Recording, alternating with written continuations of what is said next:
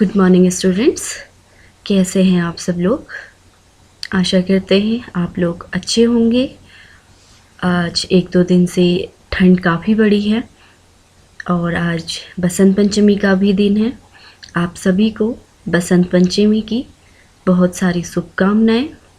आज के दिन माँ सरस्वती की भी पूजा की जाती है, तो आप सभी लोग उनसे ब्लेसिंग्स लें कि हम अधिक से अधिक ज्ञान प्राप्त करें और अपने जीवन में अपने लक्ष्यों को प्राप्त कर सकें और अपना कुछ न कुछ योगदान भी हम समाज में दे पाए। तो आज का जो हमारा टॉपिक है, इन्फेंसी की हमने शुरुआत की थी।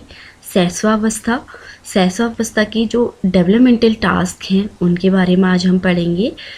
शैशवावस्था में विकासात्मक अवस्थाएं।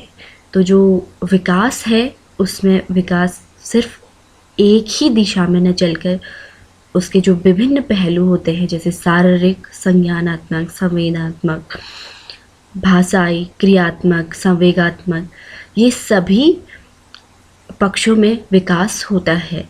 तो जो संवेगात्मक विकास है वह हमारे सिलेबस में नहीं है, इसलिए हमने उसको इंक्लूड नहीं किया है। लेकिन शैशवावस्था में संवेगात्मक विकास भी एक क्या है, महत्वपूर्ण एस्पेक्ट है।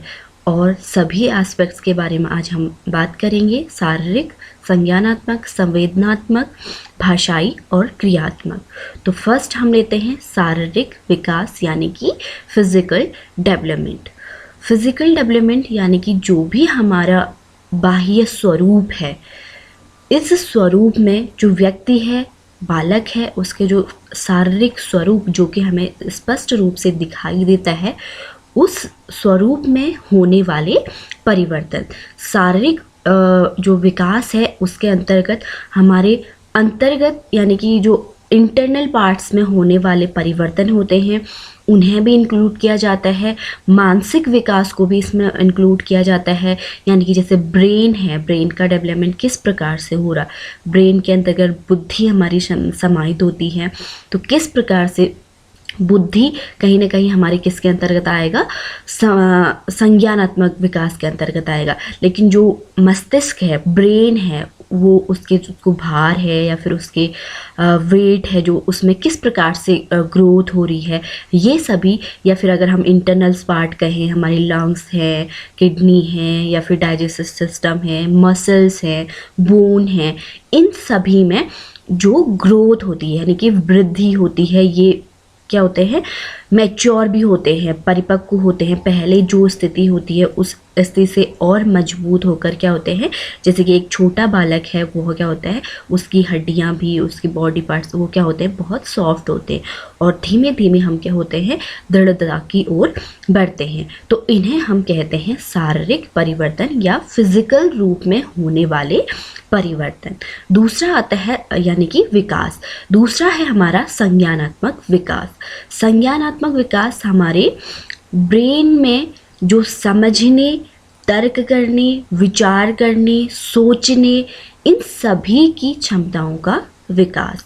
संज्ञान यानी कि कोई भी जो हमारे इन्वायरमेंट में सारी गतिविधियां हो रही हैं, सारे ऑब्जेक्ट्स हैं, इन ऑब्जेक्ट्स के बारे में, इन एक्टिविटीज़ के बारे में व्यक्ति जो चीज़ों को समझता है, उन समझ के आधार पर अपना एटीट्यूड डेवलप करता है, अपना इंटरेस्ट डेवलप करता है, अपने विचारों को बनाता है, बहुत सारे जो ज्ञान है उसमें दिन प्रतिदिन क्या करता है, वृद्धि करते रहता है। यह हमने पहले भी आपको बताया है कि जो बालक है उसके लिए जो घर है, उसके आसपास जो लोग हैं, वहीं तक उसका क्या होता है, ज्ञान सीमित होता है। लेकिन जैसे जैसे वह बढ़ता जाता है तो उसके जो ज्ञान क्षेत्र है, उसके विचारने की, उसकी सोचने की, उसकी समझने की शक्तियाँ क्या होती हैं, विकास होते रहता है। और एक समय ऐसा आता है जो वो बड़ी से बड़ी प्रॉब्लम्स को सॉल्व कर पाता है, तर्क कर पाता है, अपने विचारों को व्यक्त कर पाता है, नई खोजों को करता है अपने ऑब्जर्वेशन के दौरान, द्वारा नई खोजों को करता है, नए कार्यों को संपादित करता है, तो इसे हम कहते हैं संज्ञानात्मक विकास। यानी कि अपने जो समय बुद्धि है, उस बुद्धि के द्वारा बच्चे जो भी अपने आसपास के वातावरण से चीज़ों को समझते हैं, उन पर विचार करते हैं, इसे हम कहते हैं संज्ञानात्मक विकास। यानी चीज़ों को अपने अंदर समाहित करना और उनको समझना। थर्ड है हमारा संवेदनात्मक विकास। जो सेकंड है इसे हम कॉग्निटिव डेवलपमेंट बोलते हैं, और जो संवेदनात्मक विकास है सेंसरी डेवलपमेंट। सेंसरी डेवलपमेंट यानी कि जो हमारे डिफरेंट सेंसेस हैं, है ना, हमारी आईज, हमारे ईयर्स, इनके थ्रू जो हम सेंस करते हैं, जो चीज़ों को हम महसूस करते हैं, जो सेंसेस हैं, इन्हें ज्ञान का द्वार माना जाता है। आप इस पर विचार कर सकते हैं कि यदि हमारे सेंसेस ना हो, हम कोई चीज़ को देख नहीं रहे हों, हम किसी चीज़ को सुन नहीं रहे हों, और हम जो हमारे आसपास चीज़ें हो रही हैं उनको महसूस नहीं कर पा रहे हों, तो हमारा जो जो हमने बोला कि मानसिक विकास या संज्ञानात्मक विकास है, उसकी संभावना नहीं हो सकती। हम चीज़ों को देखते हैं, सुनते हैं, उन्हें महसूस करते हैं, उसी के बाद हम उन पर तर्क या उन पर विचार क्या होते हैं, विकसित करते हैं। जैसे कि एक बालक है, वह हमने आपको बताया कि जो सहस्वावस्था में बालक है वह चित्रों के माध्यम से सीखता है। यानी कि वो चित्रों को क्या करता है, देखता है, या फिर किसी टच से अगर वो सीख रहा है। तो ये सारी क्या है, संवेदनात्मक विकास। किस प्रकार से उसकी दृष्टि का, यानी कि उसका जो विजन है उसका डेवलपमेंट होता है, उसकी हेयरिंग का डेवलपमेंट होता है, उसका टच का डेवलपमेंट होता है। ये माना जाता है कि जितनी अधिक संवेदना यानी कि सेंसेस हमारे एक्टिव होते हैं लर्निंग में, उतनी ज़्यादा क्या होती है, हम सीखते हैं। यानी कि अगर एक कोई वस्तु है, उसे हम सुनकर या फिर देखकर, टच कर कर हम क्या करते हैं, जितना ज़्यादा हम क्या करते हैं, उसे जानने की कोशिश करते हैं डिफरेंट सेंसेस से, उतनी ज़्यादा हमारी लर्निंग होती है। तो अगर यदि संवेदनाएं नहीं होंगी, सेंसेस नहीं होंगी, तो संज्ञानात्मक विकास भी क्या हो सकता है, बिल्कुल नहीं हो सकता है। हम चीज़ों को देख नहीं पाएंगे, समझ नहीं पाएंगे। तो ये संवेदनाएं जो सेंसेस है, इनका विकास किस प्रकार से सहस्वावस्था में होता है, इनको हम समझेंगे। तो ये हमारा था सेंसरी डेवलपमेंट। इसी प्रकार से आता है भाषाई विकास।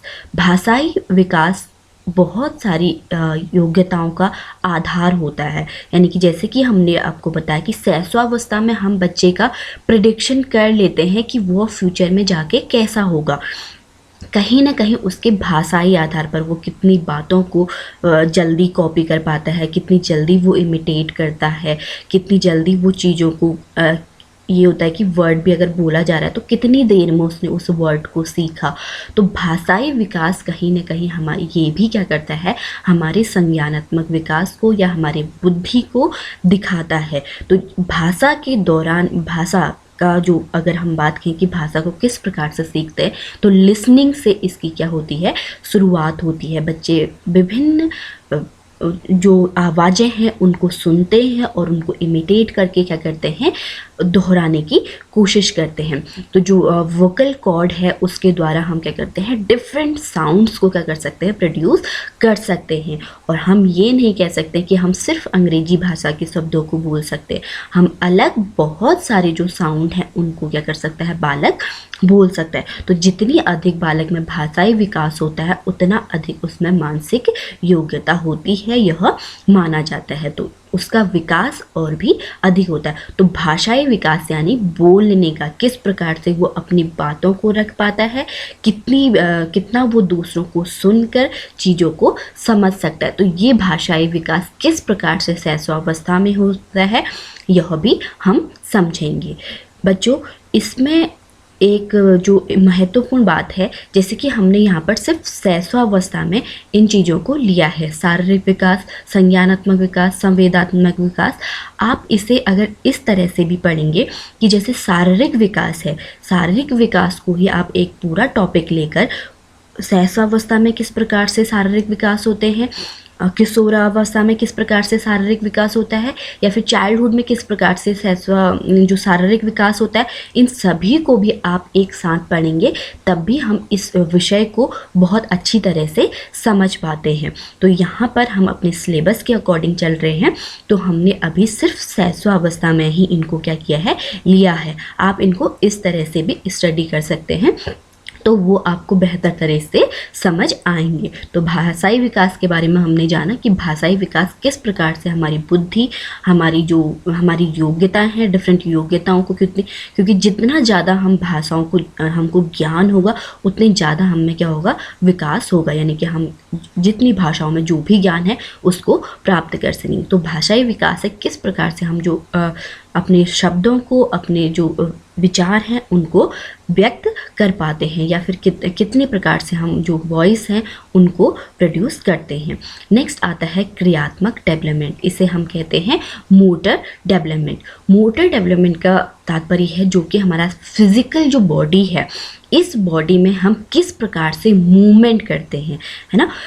जैसे कि हम कोई कार्य करते हैं, तो कार्य करने के लिए हमारा बॉडी पार्ट्स हैं, इनमें मूवमेंट होता है ना। किसी चीज़ को अगर हम एक्सप्लोर कर रहे हैं, डिस्कवर कर रहे हैं किसी चीज़ को, तो हम उसको हाथों के हेल्प से, या जैसे कि हम लिखने की प्रक्रिया करते हैं तो हम अपनी फिंगर्स से क्या करते हैं, लिखने की प्रक्रिया करते हैं। तो ये मोटर डेवलपमेंट यानी कि जो स्किल रिलेटेड है। आपने देखा होगा जो टेलर होते हैं वो पैरों से मूवमेंट के द्वारा बहुत अच्छे से अपने टेलरिंग का काम करते हैं, या फिर और भी हम जो स्किल मैकेनिक है वो अपने हाथों के द्वारा, या फिर अगर जैसे रेसर कोई है, वो दौड़ में जो है हमारा क्या होता है, पूरी जो फिजिकल बॉडी है उसका प्रयोग होता है। तो हमारी पूरी जो बॉडी है इसमें किस प्रकार से मूवमेंट होते हैं, और हर कार्य को करने के लिए हमारी जो बॉडी के मूवमेंट्स हैं वो क्या होते हैं, डिफरेंट होते हैं। तो ये क्रियात्मक विकास किस प्रकार से एक बालक में होता है, इसे हम समझते हैं। आप जानते हैं कि अर्ली एज में बच्चा क्या होता है, उसमें बहुत कम क्या होती हैं, मूवमेंट होती हैं, और जैसे ही वो क्या होता है, अर्ली चाइल्डहुड में आता है, तो वो बहुत सारी इधर उधर भागना, दौड़ना, डिफरेंट टाइप के प्ले वो क्या करने लगता है। तो किस प्रकार से बॉडी मूवमेंट्स होती हैं, जो उसके मसल्स हैं या उसकी बोन्स हैं, और जो हमारा शारीरिक स्वरूप है, इसमें हम किस प्रकार से गति के द्वारा डिफरेंट टाइप के स्किल को सीखते हैं, इसे हम कहते हैं क्रियात्मक विकास। तो अब हम इन्हें विस्तार से जानेंगे कि जो शैशवावस्था है उसमें शारीरिक विकास का स्वरूप क्या है, और संज्ञानात्मक विकास का स्वरूप क्या है, इन सभी को हम जानेंगे। तो सर्वप्रथम शारीरिक विकास। तो शारीरिक विकास की जब हम बात करते हैं, तो एक बालक के शारीरिक विकास का ज्ञान हमें क्या है, बहुत ज़रूरी होता है। तो जन्म के समय जो है बालक का औसत भार, तो हमने आपको बताया फिजिकल में ये सारी चीज़ें आती हैं, हाइट, वेट, उसके माइंड का जो माइंड है उसका क्या फिजिकल स्वरूप है, या फिर जैसे दांत आना, एक शैशवावस्था में दांतों का आना एक सबसे बड़ा क्या है, इम्पॉर्टेंट फिजिकल डेवलपमेंट है। या फिर उसके जो बोन है उनमें चेंजेस आना, है ना। जैसे कि आपने देखा है कि स्टार्टिंग में बच्चे की क्या होती हैं, कुछ कम बोन होती हैं, फिर वो क्या होती हैं, उसमें जैसे हम चाइल्डहुड में जाते हैं तो बोन्स की संख्या क्या होती है, बढ़ जाती है। फिर जैसे कि एडोलसेंस में अगर हम देखें, एडल्ट में देखें, तो क्या हो जाती है, हमारी जो बोन्स है उनकी संख्या क्या हो जाती है, और कम हो जाती है। तो ये है फिजिकल डेवलपमेंट, यानी कि जो उसका शारीरिक स्वरूप है, इसमें इंटरनल पार्ट्स भी क्या होंगे, इंक्लूड होंगे।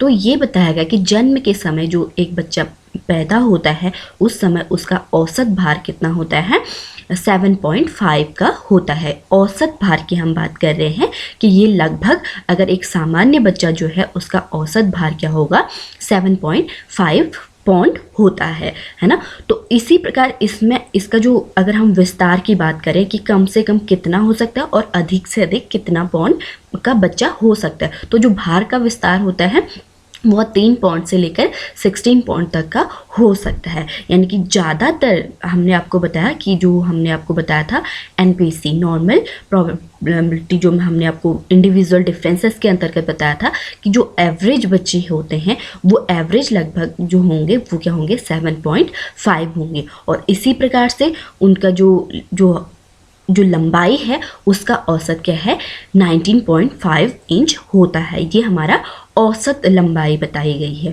और अगर इसमें अगर हम देखें डिफरेंस देखें तो ये क्या होता है, जो इसका विस्तार होता है ये 15 इंच से 21 इंच के बीच हो सकता है। तो यह थोड़ा सा डिफर गर्ल्स और बॉयज़ में भी क्या करता है, डिफ़र करता है कि जो बॉयज़ होते हैं उनका भार क्या माना जाता है, वह गर्ल्स की तुलना में क्या होता है, जन्म के समय अधिक होता है, यह माना जाता है। तो ये थोड़ा गर्ल्स और बॉयज़ के आधार पर अंतर भी होता है, लेकिन जो एक औसतन होगा वो क्या होगा 7.5 और जो उनकी हाइट होगी वो 19.5 होती है। तो और ये जो अंतर भी हम अगर हम कह रहे हैं कि ये अंतर होता है, तो ये अंतर किस लिए होता है कि माता पिता जो माता हैं उनको गर्भावस्था के दौरान यानी कि जब बच्चा गर्भ में है उस वक्त उनके खान पान का या फिर उनका पोषण किस प्रकार से हुआ है, यह इस पर क्या करता है, बहुत निर्भर करता है। यानी कि या फिर उस पर थोड़ा हेरिडिटी का भी क्या होता है, इफेक्ट दिखाई देता है। इसमें आता है नेक्स्ट है, इसमें जो हृदय की धड़कन है वह जो बच्चा छोटा होता है, जब बच्चा तो उसकी जो धड़कन होती है उसकी जो एक बार में हम जैसे हम 1 मिनट के आधार पर इसको क्या करते हैं, कैलकुलेट करते हैं। तो बच्चे की 1 मिनट में जो धड़कन की गति होती है वो क्या होती है, 140 बार होती है। और ये ऐसा क्यों होता है, क्योंकि उस वक्त बच्चे का जो हृदय है वह क्या होता है, छोटा होता है। जैसे कि अगर एक एडल्ट होगा तो उसका हृदय क्या होता है, फिर डेवलप हो जाता है, लेकिन जब बच्चा छोटा होता है उस समय उसका क्या होता है, हार्ट जो होता है वो क्या होता है, छोटा होता है। तो ब्लड प्रेशर को सही रूप में बनाए रखने के लिए उसकी जो हृदय की गति होती है जन्म के समय इसलिए क्या होती है, तेज होती है। और धीमे धीमे ये कुछ दिनों के बाद या कुछ समय बाद ही क्या होता है, कम हो जाती है। 120 प्रति मिनट तक क्या हो जाती है, यह हो जाती है। तो और अगर हम इसको एडल्ट से कंपेयर करें तो हम जनरली पढ़ते हैं कि एक एडल्ट में क्या होता है 72 पर मिनट क्या होता है, जो हृदय है उसका धड़कना होता है। तो बच्चे में ये क्या होता है, अधिक होता है। सिर का आकार हाथ पैर धड़ की तुलना में बड़ा होता है। जो सिर का आकार है बच्चे का वो क्या होता है, उस जन्म के समय क्या होता है, बड़ा होता है। इसी में अगर हम ये बात करें कि इनका जो माइंड है उस समय उनका जो भार होता है वो क्या होता है, 350 ग्राम तक का होता है। यह जो भार है ये, और इसमें जैसे कि ये बताया गया कि 1 वर्ष तक यह क्या हो जाता है, 1 केजी तक का हो जाता है। तो ये भार कहीं ना कहीं जो अगर हमने बोला कि मस्तिष्क का यानी कि ब्रेन का जो भार होता है वो 350 ग्राम तक का होता है। ये बच्चे के अपना जो उसका जो वेट है, अगर उसका वेट कम होगा तो ये अंतर भी कर सकता है। ज़रूरी नहीं है कि हर बच्चे में क्या होगा 350 ग्राम का ही उसका माइंड का वेट होगा। ये थोड़ा सा डिफर इसलिए भी करता है, अगर बच्चे का वेट कम है ना, अगर वो 4 या 5 पाउंड का है तो उसका जो ब्रेन भी होगा तो ये जो उसका जो वेट है उससे भी उसके कुछ प्रतिशत में भी क्या होता है, चेंज होता है। उसी के अनुपात में उसका क्या होता है, भार होता है। तो यहाँ पर जो उसका जो उस वक्त हम बात करते हैं कि जो सर है उसका क्या होता है, आकार बड़ा होता है। इसी प्रकार से आंतरिक अंगों का विकास तीव्र गति से होता है। इस दौरान शैशवावस्था के दौरान जो इंटरनल पार्ट है, हमने आपको बताया था जो फिजिकल डेवलपमेंट है वह क्या होता है, शैशवावस्था में बहुत तेज़ी से होता है। तो जो इंटरनल पार्ट है, तो बाहरी पार्ट जो ग्रोथ है उसे तो हम देख पाते हैं बच्चों के कि कितनी तेज़ी से वो क्या कर रहे हैं, उनके वेट में ग्रो हो रहा है या फिर उनकी हाइट में ग्रो हो रहा है, और उनकी जो बोन्स है वो तेज़ी से क्या होती हैं, मजबूत हो रही हैं। तो ये इसी प्रकार से जो इंटरनल पार्ट हैं, जो लंग्स हैं या फिर उनका डाइजेस्टिव सिस्टम है या फिर जैसे डिफरेंट टाइप की ग्रंथियाँ हैं, ऑर्गन्स हैं, इनमें क्या होते हैं, बहुत तेज़ी से इनमें भी क्या होता है, विकास इस दौरान पे होता है। नेक्स्ट हम देखते हैं कि ये हमने आपको बताया कि कुछ दिनों के बाद जो बालक है स्टार्टिंग में उसके आँखों का जो रंग है या फिर उसका रंग जो है वो स्थायी नहीं होता है।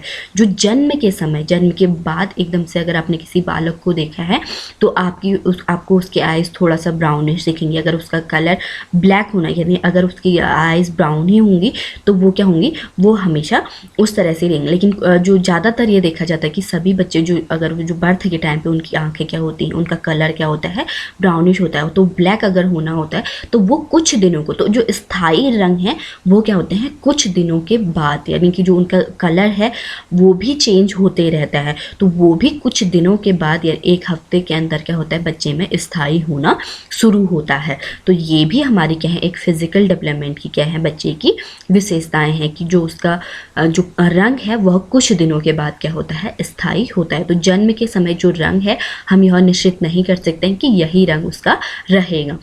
मस्तिष्क के भार के बारे में हमने बताया कि ये उसका जो वेट होगा उसके आधार पर भी क्या होगा डिफर करेगा। इसी प्रकार से हड्डियों की संख्या है ना, हड्डियों की संख्या में क्या होता है जन्म के समय बच्चे में क्या होती हैं 270 हड्डियां होती हैं, जो कि क्या होती हैं बहुत ज़्यादा मजबूत नहीं होती हैं। उस समय पर वो क्या होती हैं सॉफ्ट होती हैं, क्योंकि वो क्या होती हैं अपने ग्रोइंग स्टेज में होती हैं। तो धीरे धीरे उनमें क्या होता है मजबूती आती है। किशोरावस्था तक हम जो हमारी जो हड्डियां हैं वह पूरी तरह से क्या होती हैं मजबूत हो पाती हैं। तो जो यहाँ पर हड्डी की संख्या क्या होती है शैशवावस्था में वह क्या होती है 270 होती है। इसी प्रकार से ये चाइल्डहुड में क्या होती हैं तो और बढ़ती हैं और फिर किशोरावस्था तक क्या होती है इनकी संख्या कम हो जाती है। तो ये भी हमारा क्या है एक फिजिकल डेवलपमेंट का पार्ट है। 2 वर्ष तक की औसत लंबाई जो बच्चे की जो 2 वर्ष तक है, एक तो हमने जन्म के समय की बात करी, एक हम शैशवावस्था के इंड टाइम की बात करें कि इनका जो 2 वर्ष तक इनकी जो हाइट हो जानी चाहिए वो क्या हो जानी चाहिए 32 से 34 इंच तक हमारी क्या हो जानी चाहिए बच्चे की हाइट हो जानी चाहिए, और इसका औसत भार 28 पाउंड का हो सकता है। इस समय 2 वर्ष तक बच्चे का औसत भार यदि वह बहुत अच्छे तरीके से ग्रो कर रहा है यानी कि एक सामान्य रूप से ग्रो कर रहा है तो बच्चा क्या होगा 2 वर्ष तक 28 पाउंड का हो जाता है। लगभग जो पाउंड है वह 2 जो हमारा हमने जैसे पाउंड बताया आपको, तो जो 2 पाउंड है लगभग 1 केजी के बराबर होता है। तो इसमें बच्चे को लगभग इतना क्या हो जाना चाहिए उस वक्त उसका वेट हो जाना चाहिए, यदि वो क्या हो रहा है प्रॉपर रूप से ग्रो कर रहा है या उसको किसी प्रकार से कोई चीज़ें जो इन्वायरमेंट में जो चीज़ें हैं वो क्या कर रही है नेगेटिव रूप से इन्फेक्ट नहीं कर रही हैं, तो बच्चे का औसत भार इतना हो सकता है 2 वर्ष के। तो ये सभी हमने आपको बताया उसके फिजिकल डेवलपमेंट के बारे में। नेक्स्ट हम देखते हैं संज्ञानात्मक विकास। संज्ञानात्मक विकास हमने पहले भी बताया कि जो सोचने समझने विचारने समस्याओं का समाधान करने के जो एबिलिटी है जो योग्यता है जो भी इन्वायरमेंट में उसकी चीज़ें हो रही हैं जो एक्टिविटीज़ हैं उनको समझना उनको देखना उनको अपनी बुद्धि में अपने माइंड में स्थापित करना, ये सभी क्या कहलाता है संज्ञानात्मक विकास कहलाता। तो इन्फेंसी में यह विकास किस प्रकार से होता है, तो अर्ली इन्फेंसी में अगर हम देखें इन्फेंसी की स्टार्टिंग एज में तो सबसे पहले जो बच्चे की एक्टिविटी होती है वो क्या होती है जब वो जन्म लेता है जन्म के कुछ समय बाद वो क्या करता है रोने की प्रतिक्रिया करता है। यह एक क्या है नेचुरल पार्ट है, जो रोने की प्रक्रिया है वह बच्चे में क्या होती है कि उससे बच्चे में क्या होता है कि जो पहली जो श्वसन प्रक्रिया होता है वो रोने की प्रक्रिया से क्या होती है स्टार्ट होती है। तो यहाँ से उसका क्या होता है यानी कि जो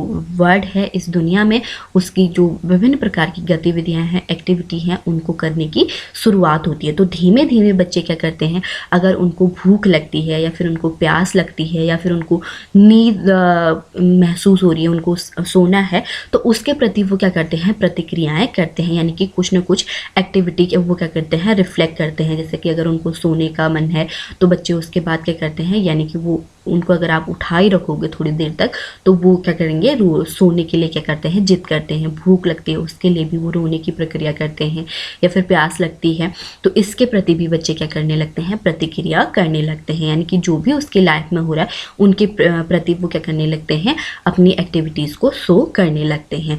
फिर आता है कि ज्ञानेंद्रियाँ इस अवस्था में क्या होती हैं जो संज्ञानात्मक विकास है उनका एक द्वार मैंने आपको बताया कि जो हमारे सेंसेस हैं वो क्या होती हैं इनका द्वार होती हैं। तो संज्ञान को बढ़ाने की जो इस अवस्था में क्या होता है 1 वर्ष तक बच्चों की सभी जो ज्ञानेंद्रियां हैं हियरिंग कैपेबिलिटी है या फिर देखने की जो कैपेबिलिटी है वो क्या होती है बहुत अच्छे से विकसित हो जाती है।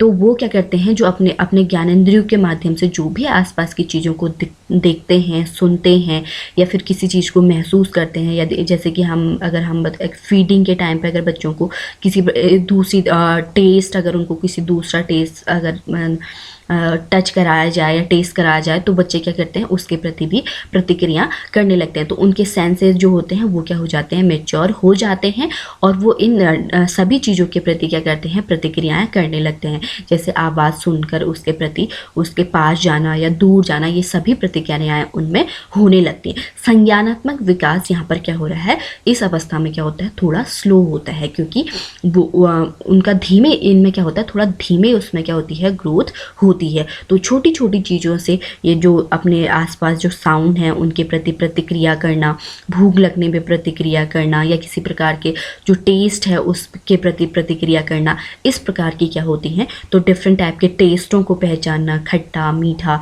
इन चीज़ों को पहचानना और साउंड, हैवी साउंड है या फिर पोलाइट साउंड है, इन सभी के प्रति वो क्या करते हैं, इन पर वो क्या करने लगते हैं, पहचान करने लगते हैं। जैसे कि अगर चिल्लाने की प्रक्रिया हो रही है तो बच्चे का डेवलपमेंट इससे भी क्या होता है, इफेक्ट होता है। तो इन साउंड्स में वो क्या करने लगते हैं, अंतर करने लगते हैं। वातावरण में उपस्थित वस्तुओं की पहचान करना शुरू कर देते हैं। इस अवस्था में जो उनके आसपास जो भी वस्तुएं होती हैं उनकी वो क्या करने लगते हैं, पहचान करने लगते हैं, यानी कि उनके माइंड में उनके इमेजेस बनने लगते हैं। जो भी चीज़ें हम देखते हैं वह क्या होते हैं, हमारे माइंड में जो न्यूरॉन्स हैं उनके माध्यम से उनका क्या होता है, एक चित्र सा बनने लगता है। तो ये प्रक्रिया क्या होती है, शैशवावस्था में शुरू हो जाती है। इसीलिए वो एक चीज़ से दूसरी चीज़ों को क्या करते हैं, फिर कनेक्ट करना सीखते हैं। तो धीमे धीमे क्या होती है, हमारा मानसिक विकास होता है। हम चीज़ों को समझते हैं, उनकी पहचान कर पाते हैं, फिर उनमें अंतर कर पाते हैं। उनके अंतर के आधार पर हम उनको नेम दे पाते हैं,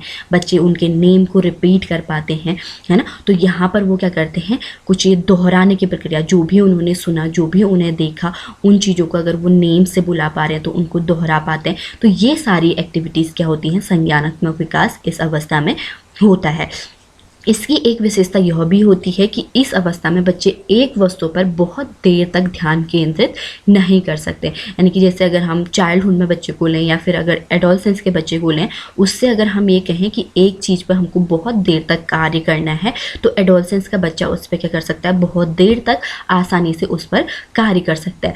लेकिन अगर आप जो एक शैशवावस्था में जो बच्चा है वो उसकी जो मीन्स जो चीज़ें हैं उन पर कॉन्सेंट्रेट करने का जो ड्यूरेशन होता है वो बहुत लंबा नहीं होता है। यानी कि वो किसी एक ऑब्जेक्ट पर बहुत ज़्यादा देर तक नहीं टिके रह सकते। यानी कि आपने उनको कोई चीज़ दिखाई, उसी को आप बार बार दिखा रहे, तो वो उस पर अपना ध्यान केंद्रित बहुत देर तक नहीं कर पाते। तो यहाँ पर क्या होता है, अटेंशन की भी क्या होती है, कमी होती है। तो चीज़ें भी इसलिए उनको बहुत जल्दी वो क्या होते हैं, भूल भी जाते हैं। तो मेमोरी को हम यहाँ पर क्या करते हैं, इस एज में हम मेमोरी को डेवलप करने की कोशिश करते हैं कि बच्चे की क्या हो, जो मेमोरी हो, जब हम उनको क्या करते हैं, रोट लर्निंग करवाते हैं, चीज़ें बार बार दोहरा कर चीज़ों को याद कराने की कोशिश करते हैं। तो इस स्तर पर हम सिर्फ रोट लर्निंग ही बच्चों को कराते हैं, यानी कि कुछ चीज़ों को बार बार दोहरा कर उन्हें याद कराने की कोशिश करते हैं। लेकिन वो उस चीज़ों को बहुत देर तक याद भी नहीं कर सकते और बहुत ज़्यादा देर तक क्या होता है, उनको वो किसी एक चीज़ पर क्या है, कॉन्सेंट्रेट भी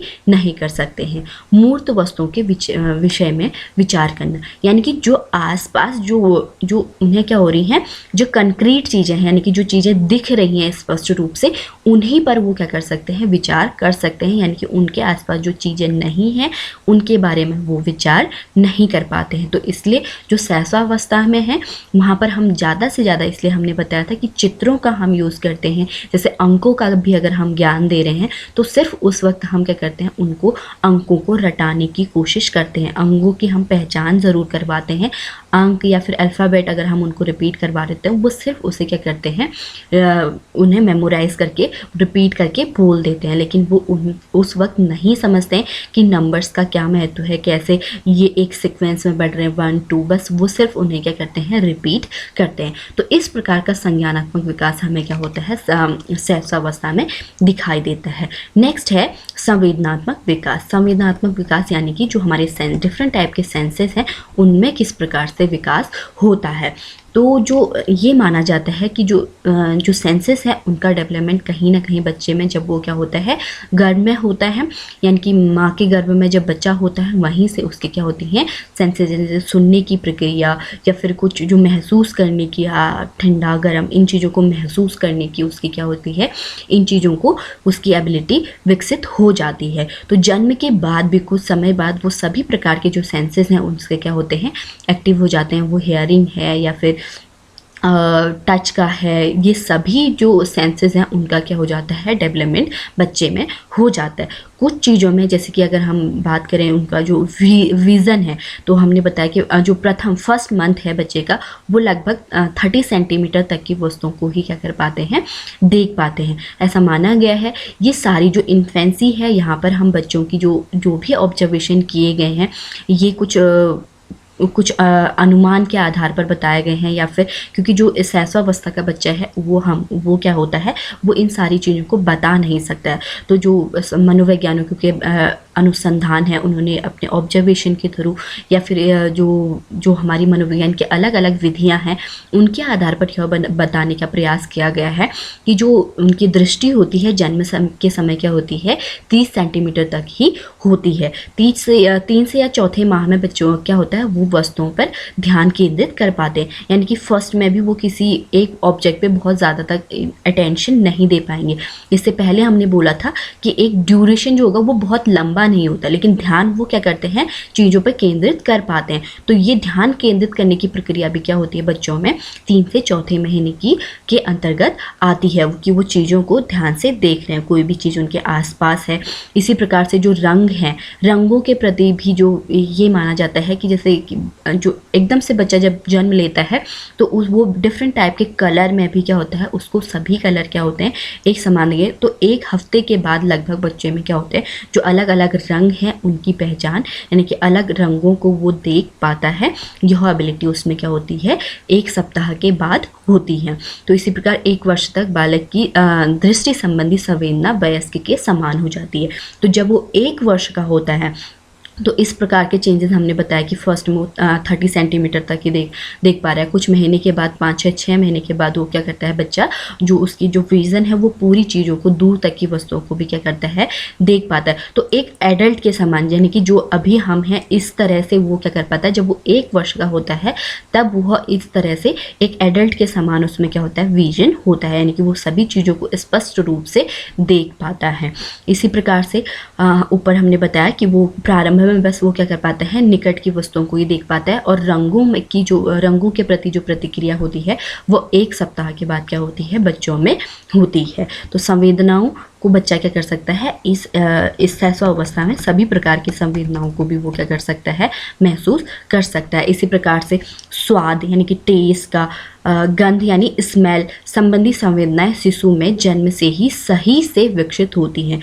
टेस्ट और जो स्मेल हैं इनके प्रति बच्चों की जो संवेदनाएं हैं वो ये कहते हैं कि जन्म के समय ही क्या होती हैं, वेल डेवलप्ड होती हैं, एक अच्छी स्थिति में होती हैं। तो स्वाद से संबंधित और गंध से संबंधित, इससे संबंधी अनुभवों को लेने में बालक पसंद भी करते हैं। यानी टेस्ट के संबंधी अगर कोई चीज़ या स्मेल से संबंधित कोई चीज़ उनको अगर दे रही है तो इनके अनुभव प्राप्त करने में बच्चे क्या करते हैं, आनंद को महसूस करते हैं। यानी कि अगर वो किसी प्रकार से अगर आपने उनको कड़वा टेस्ट कराया तो बच्चे क्या करेंगे, एकदम से बहुत प्रतिक्रिया और कुछ ये अंतर भी होता है कि ज़्यादातर बच्चों में क्या होता है, जो अच्छे टेस्ट होते हैं उनके प्रति वो क्या करते हैं, पॉजिटिव रिएक्शन दिखाते हैं।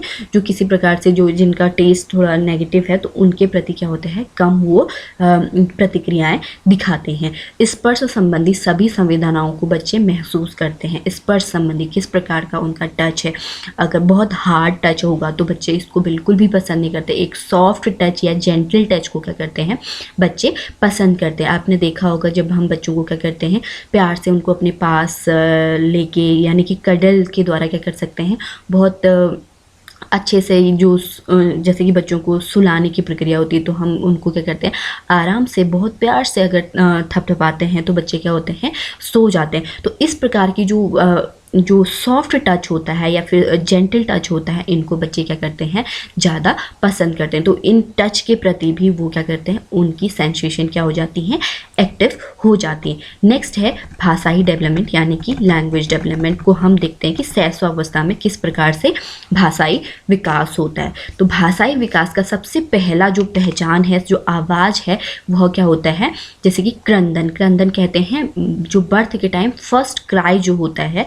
वह बच्चे का क्या है, भाषाई विकास का एक क्या है, पहचान है। इसी के दौरान क्या होती है, जो श्वसन प्रक्रिया होती है यानी कि ब्रीदिंग जो होती है वह शुरू हो जाती है और वॉइस का भी हमें क्या होता है, बच्चों का ज्ञान होता है। तो ये आवाज़ सभी बच्चों में लगभग क्या होती है, दिखाई देती है। तो यह प्रथम स्वर और भाषा है। जो फर्स्ट क्राई बच्चा करता है उसको हम क्या मानते हैं, बच्चे का लैंग्वेज मानते हैं। तो जो लैंग्वेज है कोई सीखी हुई प्रक्रिया ना होकर सहज प्रक्रिया, यह उस समय पर जो रोने की प्रक्रिया हो रही है वो क्या होती है, सहज प्रक्रिया होती है बच्चे में, यानी कि रिफ्लेक्स एक्शन यह होता है, जो कि जन्म के कुछ समय बाद तक भी रहता है। जन्म के कुछ समय बाद तक रहता है, यानी कि हो सकता है कि वो भूख की वजह से रो या फिर किसी प्रकार की अगर उसे प्रॉब्लम हो रही हो उन चीज़ की वजह से वो ये रोने की प्रतिक्रिया शो करे, लेकिन ये जो प्रतिक्रिया है ये क्या होती है, कंटिन्यू होते रहती है। नेक्स्ट आता है अगर भाषाई विकास को हम देखें कि किस प्रकार से वो क्या हो रहे हैं, लैंग्वेज यानी कि जो आवाज़ें हैं डिफरेंट टाइप की, उनको वो क्या करता है, प्रोड्यूस करना शुरू करता है। यानी कि अगर उसके वोकल कॉर्ड में किसी प्रकार का प्रॉब्लम नहीं है तो बच्चे में इस प्रकार से क्या होते हैं, भाषाई विकास शुरू होना हो जाता है शैशवावस्था में। तो पहला 6 सप्ताह में बच्चों में किलकाना, जैसे किलकारी हम कहते हैं, तो किलकारी इसको हम इंग्लिश में बोलते हैं कूइंग, शुरू हो जाती है। यानी जो शिशु है वह स्वरों का उच्चारण करने लगता है, जैसे कि बच्चे करे ई का साउंड या फिर अ का साउंड या फिर ओ का साउंड, इस प्रकार के जो सिर्फ वॉवल साउंड्स होते हैं, ठीक है, कूइंग किलकाना उनको बोलते हैं। इसमें सिर्फ ई या फिर अ या फिर ऊ इस तरह के क्या होंगे, साउंड होंगे। तो वॉवल साउंड्स क्या होते हैं, ज़्यादातर होते हैं, जिसे हम क्या कहते हैं, कूइंग कहते हैं। तो ये 6 सप्ताह में बच्चे करना शुरू करते हैं। इससे पहले भी बच्चे क्या करते हैं, जैसे उनमें रोने की प्रक्रिया होती है, वो रोते हैं। तो 6 सप्ताह में वो मीन्स अगर वो सोए भी हैं या फिर उठे हुए हैं तो उनमें उनकी क्या होती है, किलकारियाँ शुरू हो जाती हैं। तो कू कू की साउंड, उसमें क्या होगा, ज़्यादातर वॉवल साउंड्स क्या होंगे। 6 माह की अवस्था में बालकों में 6 सप्ताह पहला दिया गया, दूसरा है 6 माह तक में बच्चों में क्या होता है, बुदबुदाना, जिसे कि हम क्या कहते हैं, बबलिंग शुरू हो जाता है। तो बबलिंग क्या होती है, वो उसमें क्या होंगे, स्वर भी और व्यंजन भी इंक्लूड होंगे। जैसे कि बच्चे क्या करते हैं, माँ, पा, कुछ ऐसे वर्ड को बोलते हैं, दा, बा, इस वर्ड्स को, या फिर बू, इस वर्ड बू, ऊ, इस वर्ड्स को, इनको हम क्या कहते हैं, बबलिंग। यानी कि एक वॉवल साउंड के साथ कोई दूसरा जो वॉवल साउंड के साथ क्या हो रहा है, कोई कॉन्सोनेंट साउंड भी क्या हो रहा है, बच्चे प्रोड्यूस कर रहे हैं। तो इस प्रकार की प्रक्रिया कब होती है, 6 माह तक बच्चे में, जिसे हम क्या कहते हैं, बुदबुदाना या बबलिंग कहते हैं। तो ये कब शुरू होती है, 6 माह की अवस्था में होती है।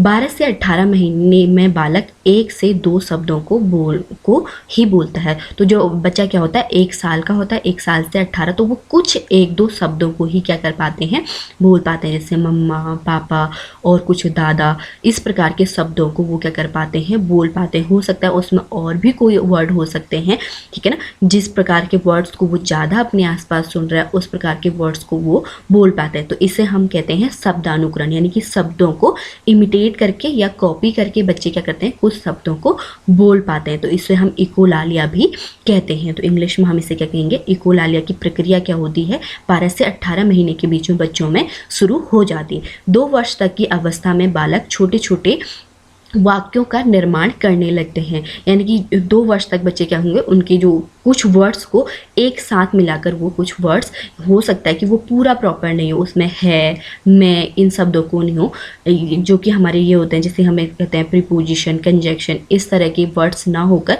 कुछ जैसे 2-3 वर्ड्स को एक साथ बोलकर कुछ वाक्यों का छोटे छोटे, हम ये कह सकते हैं कि छोटे जो फ्रेजेस हैं उस टाइप के वो क्या कर पाते हैं, निर्माण कर पाते हैं। फिर नेक्स्ट आता है क्रियात्मक डेवलपमेंट, यानी कि मोटर डेवलपमेंट। मोटर डेवलपमेंट बच्चों में किस प्रकार से होता है इसे समझते हैं। जन्म के समय बालक जो अगर हम ये देखें कि जब बच्चा जन्म ले रहा है उस समय वो किसी भी प्रकार की एक्टिविटी नहीं कर पाता है। आपने देखा होगा उसकी जो मुट्ठी है वो भी क्या रहती है, क्लोज होती है। तो बहुत दिनों के बाद 1 सप्ताह या 1.5 सप्ताह में बच्चे क्या करते हैं, अपनी मुट्ठी को खोलना शुरू करते हैं। तो स्टार्टिंग में अभी तो हम ये देख रहे हैं कि बच्चों में अच्छा जो ग्रोथ है, तो कुछ बच्चों की जो तो पहले ये माना जाता था कि उनकी मुट्ठी भी क्या होती है, क्लोज रहती है स्टार्टिंग में। तो किसी भी प्रकार का वो बॉडी में मूवमेंट, यानी कि आप जहाँ पर जिस पोजीशन में उन्हें लिटा देंगे उसी पोजीशन में वो रहते हैं। तो वो उनका जो अपना जो बॉडी है उस पर बिल्कुल भी क्या होता है, बैलेंस नहीं होता है। जहाँ को आप उनको लिटाएंगे उसी साइड पे वो रहेंगे, उसी डायरेक्शन में। तो वो ये एक्टिविटीज़ क्या होती हैं। तो मोटर डेवलपमेंट मैंने आपको बताया था कि बॉडी में जो फिजिकल मूवमेंट हो रहे हैं, जैसे कि हम पढ़ाते वक्त हाथों को इस प्रकार से मूवमेंट कर रहे हैं, क्योंकि कहीं ना कहीं ये क्या है, हमारी टीचिंग का पार्ट है। यानी कि हम टीचिंग के दौरान इस प्रकार के जो बॉडी मूवमेंट्स हैं उनको करते हैं, तो हमारी टीचिंग क्या होती है, इफेक्टिव होती है। तो इसी प्रकार से जो बच्चे हैं उनमें जो जो बॉडी मूवमेंट्स हैं वो क्या होते हैं, बिल्कुल भी नहीं होते हैं। तो कुछ महीनों के बाद, यानी कि 3 या 4 महीने में बच्चे क्या करते हैं, धीमे धीमे बहुत स्लोली अपने हेड को उठाना सीखते हैं। और वो उस पर भी हेड उठाने के बाद भी वो उस पर कंट्रोल नहीं कर पाते, थोड़ी 1 या 2-3 सेकंड के बाद वो हेड को क्या कर देते हैं, डाउन करते हैं। तो ये बॉडी मूवमेंट क्या होते हैं कि जो एडल्ट इन्फेंसी है उसमें क्या होते हैं, धीमे धीमे जैसे हमारी बोन्स या हमारी मसल्स क्या होती हैं, मजबूत होते जाती हैं। तो बच्चों में क्या होता है, यानी कि जो फिजिकल डेवलपमेंट अच्छी तरीके से होगा तो जो हमारा मोटर डेवलपमेंट भी होगा बहुत धीमे धीमे क्या होगा, बच्चों में स्टार्ट हो जाएगा। इसी प्रकार से 7 या 8 महीने में बालक सही से बैठ पाता है। यानी कि वो इससे पहले बच्चा क्या कर रहा था कि सिर्फ लेटा रहता है, और उसके बाद 7 से 8 महीने में बच्चा क्या कर पाता है, बैठ पाता है अच्छी तरह से। आपने देखा होगा कि उससे पहले भी क्या होता है कि हम बच्चों को बैठाने की कोशिश करते हैं, लेकिन इस प्रकार की एक्टिविटी जो कि सही नहीं मानी जाती है। तो वो जो उनकी प्रक्रिया है वो लगभग क्या होती है, यानी कि वो अच्छे प्रकार से बैठ पाते हैं। 8 महीने तक बच्चे अच्छी तरह से बैठ पाते हैं, यानी कि जब उनकी जो बोन है वो अच्छे से स्ट्रक्चर बन जाएंगी तब वो क्या करते हैं, उनमें बैठने की प्रक्रिया होती है। इसी प्रकार की अगर हम खड़े होने की बात करें तो बच्चे पहले अपना क्या करते हैं, हाथ बढ़ाने की कोशिश करते हैं, फिर अपने पैरों को उठाना सीखते हैं, तो फिर अपना बैलेंस किसी एक दूसरी चीज़ का सहारा लेकर वो क्या करते हैं, अपनी बॉडी को उठाते हैं। इसी प्रकार से 13 से 14 महीने में बच्चा क्या करता है, चलना शुरू करता है। एक लगभग 13 से 14 महीने में अगर एक बच्चे में बहुत फिजिकल डेवलपमेंट अच्छा हो रहा है तो वो पहले भी हो सकता है, लेकिन एक औसतन जो होगा वो 13 से 14 महीने तक बच्चा क्या होगा, अच्छे से स्वयं किसी सहारे के बिना क्या होगा, चलना सीख जाता है। 2 वर्ष तक बालक आसानी से हाथ पैर दोनों का प्रयोग करना सीख जाता है, यानी कि कैसे चलना है, कैसे दौड़ना है, ये 2 वर्ष तक क्या होता है बच्चे में वो आसानी से कर पाता है। जैसे चीज़ों को पकड़ना, उन्हें फेंकना या फिर खेलने की प्रक्रिया, ये क्या होती है उनमें 2 वर्ष तक आसानी से हो जाती है, यानी कि वो अपने हाथ पैर दोनों को आसानी से यूज़ कर पाते। तो हमारी जो बॉडी है, इस बॉडी में किस प्रकार से हम मूवमेंट करते हैं, है ना, ये सभी चीज़ें क्या आती हैं इसमें इंक्लूड होती हैं। जैसे हम क्रिकेट खेलते वक्त जब शॉट मारा जाता है तो किस प्रकार से हमें अपनी पूरी बॉडी को मूवमेंट करना है, ये सारी चीज़ें इसमें क्या होती हैं, इंक्लूड होती हैं। तो बच्चा 2 वर्ष में क्या करता है, अपने हाथ पैरों को आसानी से मूव करना सीख जाता है। 3 वर्ष तक में बालक क्या करता है, हाथ और पैर की अंगुलियों का भी प्रयोग करना सीख जाता है। 2 वर्ष में भी बच्चा क्या होता है, जो ये हाथों का यूज़ करना है, तो हो सकता है उसमें मैंने आपको पहले बताया था कि वो पूरे हाथ से पेन को पकड़ रहा हो, यानी कि फिंगर्स का यूज़ नहीं कर रहा हो। लेकिन जो 3 वर्ष तक है, यहाँ तक बच्चे अपने जो हाथों का है, जो फिंगर्स हैं या पैरों के फिंगर्स हैं, इनको अच्छी तरह से यूज़ करना सीख जाता है। यानी कि जो छोटी हम एक इसमें जो मोटर डेवलपमेंट है इसके अंतर्गत आता है एक ग्रॉस मोटर डेवलपमेंट, एक आता है फाइन मोटर डेवलपमेंट। यानी कि ग्रॉस के अंतर्गत वो आती है जैसे कि पूरी बॉडी को यूज़ करना, जैसे कि रेस के अंतर्गत हम क्या करते हैं, पूरी बॉडी हमारी यूज़ होती है। और जब हम लिखने की बात करें तो हम सिर्फ फिंगर्स को क्या करते हैं, यूज़ करते हैं। तो ये इसे हम कहते हैं फाइन मोटर डेवलपमेंट। तो इनको जो फाइन मोटर डेवलपमेंट का प्रयोग करना सीख जाता है, छोटी छोटी आकृतियों को बनाना, यानी कि किस डायरेक्शन में हैंड को घुमाना, तो फिंगर्स को बहुत अच्छी तरह से यूज़ करना वो क्या करता है, सीख जाता है। तो इस प्रकार की जो मोटर डेवलपमेंट है इस एज में हमको दिखाई देता है। तो इन सभी को हमने आज डिस्कस किया है, आप लोगों को समझ आया होगा। इसी के साथ आज के लेक्चर को हम समाप्त करते हैं। आज का दिन शुभ हो। Thank you.